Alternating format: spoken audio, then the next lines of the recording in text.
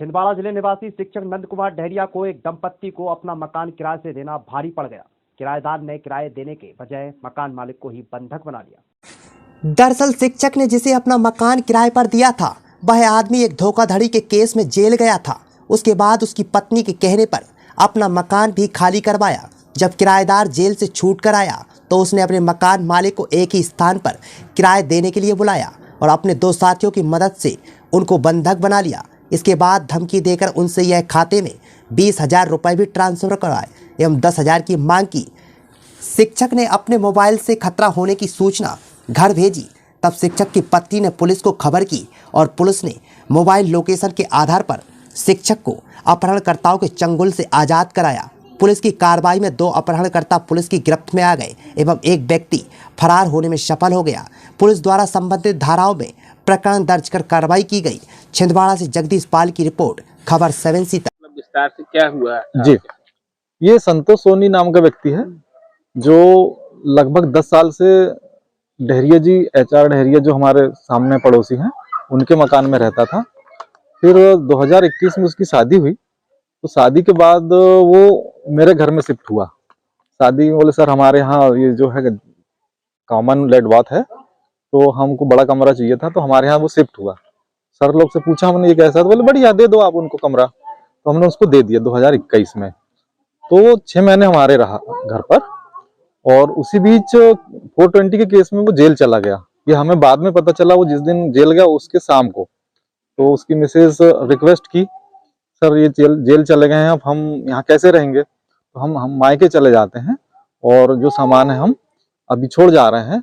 जब वो जेल से आएंगे तो हम आपका जो भी किराया है वो दे देंगे और जब तक यहाँ सामान रहेगा उसका हाफ किराया देंगे और आप रहने दीजिए सामान पर। तो हमने नॉर्मली उनको छोड़ दिया कि ठीक है आप चले जाओ और सामान जो आपको ले जाना आप ले जा भी लो। तो हमने बोला, मान ही गई वो और सामान कुछ ले जा ली।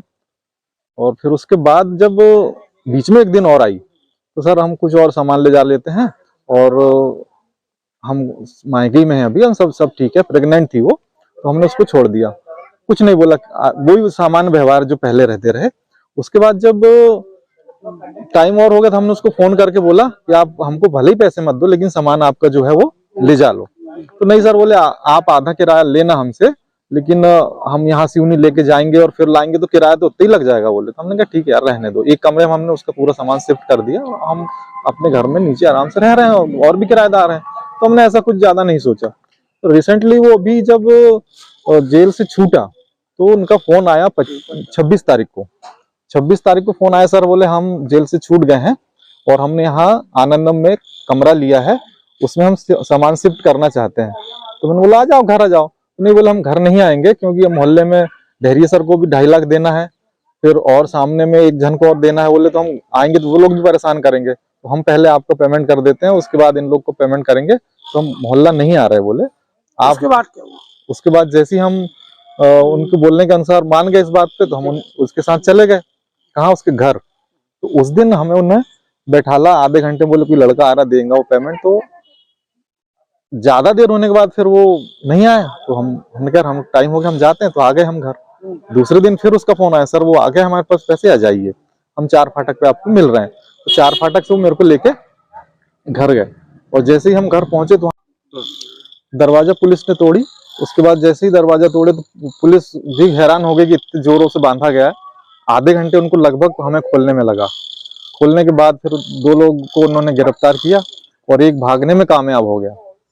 उसके बाद थाना ले जाने के बाद सारा सहयोग पुलिस विभाग ने हमें किया। हम पुलिस विभाग के आभारी हैं जो उन्होंने बहुत अच्छी सहायता की। सही टाइम पे उन्होंने थैंक यू। किराएदार के द्वारा बंधक बना लिए गए था, क्या है? ये नंद कुमार डहरिया जी अपने यहाँ हाई स्कूल में टीचर हैं, शासकीय स्कूल में। उनके यहाँ संतोष सोनी करके किराएदार पिछले वर्ष रहता था, जो कि जेल जाने के कारण उनका किराया नहीं चुका पाया था। तो जब 1 साल बाद वो रिहा होके आया तो उन्होंने उनको किराया वापस चुकाने का लालच दिया।